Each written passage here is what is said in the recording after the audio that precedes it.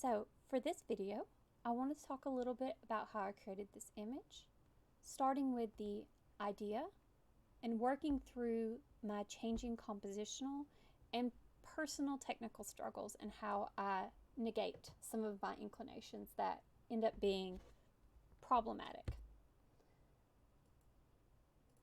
Okay, so starting out, I knew that I wanted the red hair to feature.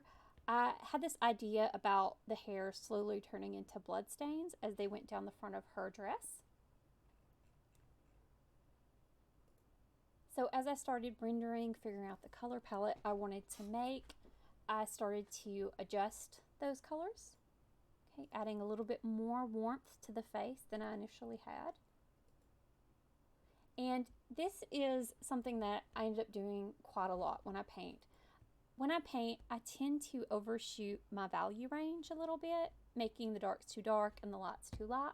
So I'll often take the gradient tool and make it a sphere and choose, perhaps for this one, a medium tone. And I will make a soft medium tone to go over the previous layer. You can kind of see it here. This layer is set at 77 opacity to adjust the color and to get rid of some of the blown out contrast that I tend to do when I render. So that's what I've done there. Okay, so I've started to adjust her neck and how I imagine her dress is going to be, kind of V-shaped. So this ended up being a bit of a jump. As I was doing this, I realized I kind of wanted to see more of her body than my initial plan. So I ended up resizing this portion and painting over it. And then I've got an overall swooping compositional plan. So her hair's being pulled that way. She's tilted back that way. I know I want this kind of swooping action.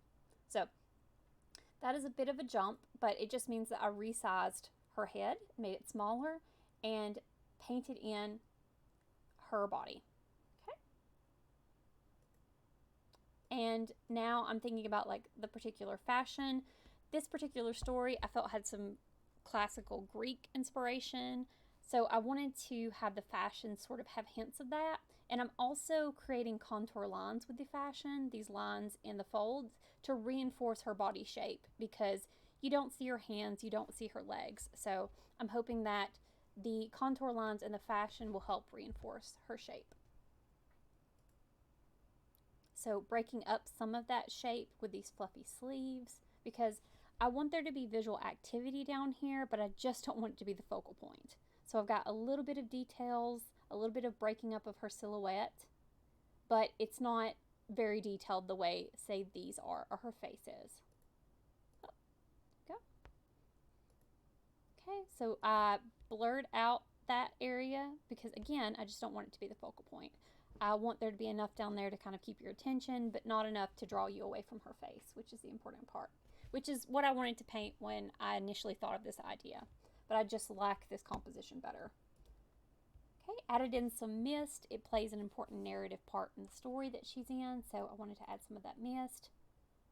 And again, both of these things are doing, as I mentioned, reinforcing her as the focal point. Okay, so as I'm painting her more, I realized I'm not keen on how long her neck is. It just seems a little too long for me stylistically. So I adjusted that and I filled out a little bit more of the details here and added the chains that keep her veil in place. So that's the changes that you see there. Okay, so adjusting, making sure that, for instance, it doesn't look like she's missing part of her arm up here. So I added a little bit more there for that. And her hair's pulled a little bit over here because, as I mentioned, I want this compositional swoop.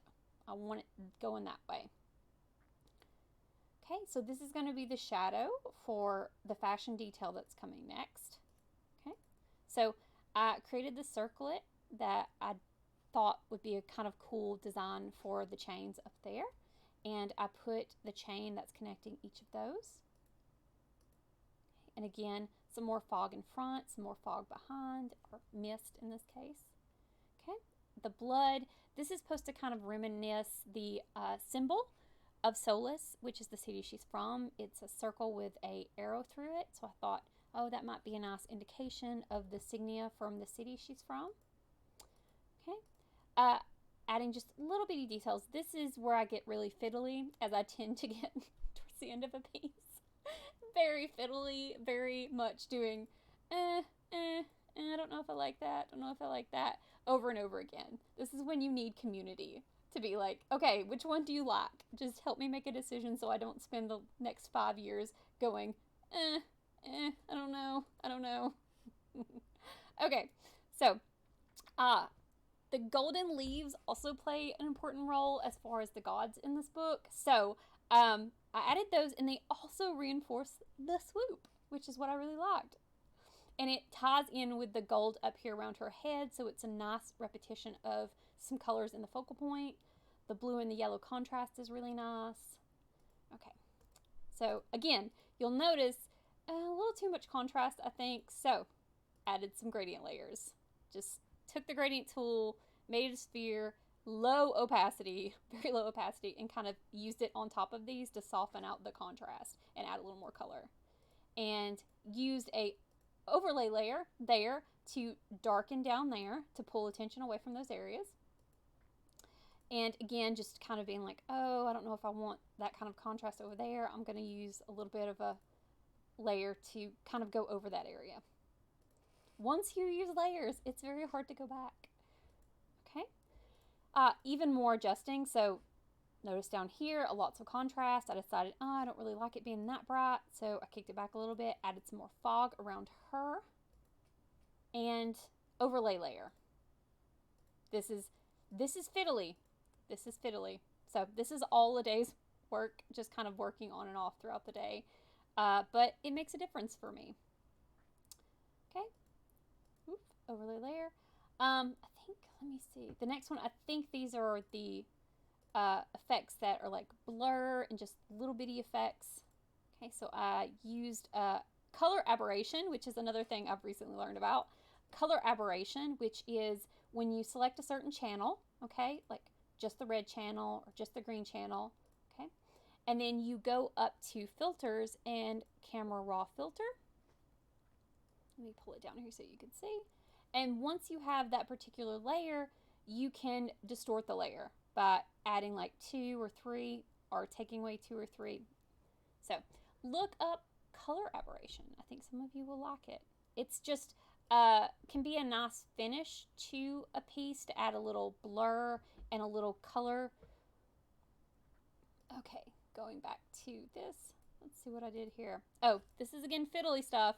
Changing the shape of certain things in the focal area, adding back some of that contrast, or changing the curve of one of her hairs so that it flows a little bit better. I think that's just a noise layer. Okay, and then here I was like, well, it seems a little dark right where she is. So what I did is I just changed the levels. So adjustments here, levels of the values, and then and that's all it is just the levels change, so it's a little brighter. And there you go. That chaos is how I negotiate when I'm making artwork, going back and forth, responding to what I'm doing.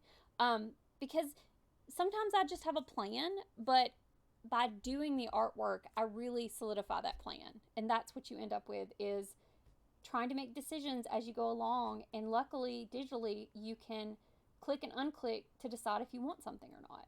So let me know if you have any questions in the comments. I'm happy to answer. And thank you so much.